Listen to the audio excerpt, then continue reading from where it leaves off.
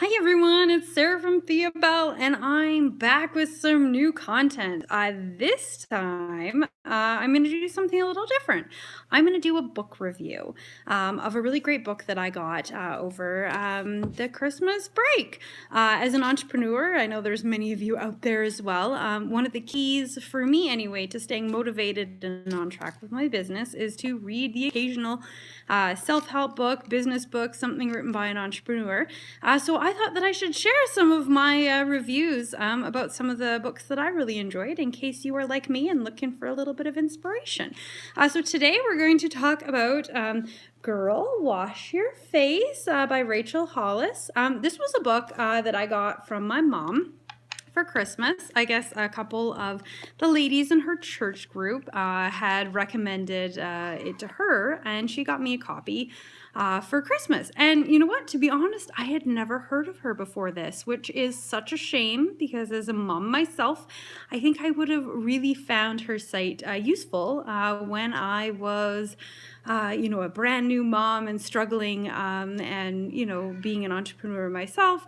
So I'm thrilled that I found her site. But when I read this book, I hadn't. I actually read the whole thing before I checked her out online and was impressed, I have to say. So this was a really good book. It's quick, like an easy read. The chapters are short, but I found that I was pausing a lot for reflection, which is the sign of a great book. In reality, it shouldn't take that long to finish, but I definitely had to do a lot of pauses. So first, the tone of the book, I really like this. It's all about being empowered. I felt really motivated to get out and achieve my goals. And I think she was really accepting and very humble. She was really down to earth and shared a lot of her stories. And I can respect her a lot for that. Some of them must have been rather difficult to share. So it just made you that relatable. Like this was a friend talking to you as opposed to somebody that you had never met before, which I thought was great because you kind of trusted where the advice was coming from instead of, somebody on their high horse that you have no idea, where this advice is coming from. So first off, I really enjoyed that. I felt it was very empowering.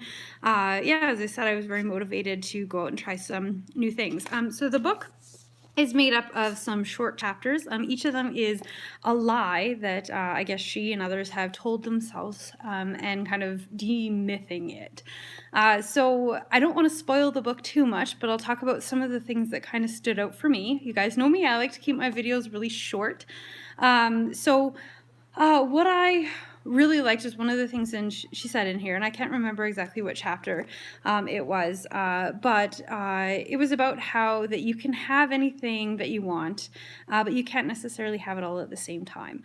So this really struck home to me because as anyone who knows me knows, I am a bit of a go-getter. I like to do everything all at the same time, which is really not possible. So I really liked that it was kind of like, yes, you can have everything, but you're not going to have it maybe to the extent that you wanted because, if you're trying to juggle too many things, something's going to have to give. So I thought that was a really good way of wording it, that, maybe I should push some of my things aside. That doesn't mean they're not important, but, being a mom, an entrepreneur, working 2 jobs and having another baby on the way, that maybe, it's not the time to take on that particular goal. It would be a good idea to push it, further down the road. That doesn't mean that I won't do it one day, but, I can't do everything all at the same time. So then one of the other things that I thought was really good is that she talks about embracing the chaos, which I think is great. I'm a planner. I like to have things planned out. And it was kind of like that life is unexpected. So you need to kind of roll with the punches. And kind of, I guess, a good example of my own would be, if your daughter dumps a whole thing of cereal right before you're running out the door, there's kind of 2 reactions that you can have. You can either, laugh that it is quite funny and clean the mess up, and both of you be in really good moods when you do the drop off for daycare, or you can get really mad and, bring both of you down. At the end of the day, it's a mess and it's going to need to be cleaned up. So it was kind of neat to be like, you need to kind of embrace the situations that your life can't be entirely planned out. And that was a really kind of nice way of putting it. So I rather enjoyed that. One of the other things, again, there's lots. I'm kind of jumping all over. I really want you to read the book yourself. So kind of hint at some of these, but she does some great examples with all of them.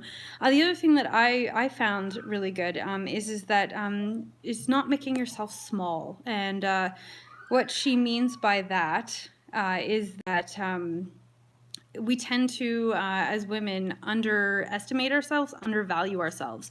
So, for example, one that I often do is, my day job. Reality is I worked hard. So instead of kind of downplaying that role, I should be really embracing the fact that, this is a big deal. And, I do this in my business as well. It's just a side thing, and not being proud of how far I've grown it in the through. So anyway, I'm not sure if you guys are having technical video or issues or not. It looks number 2. I'm still new to this YouTube thing.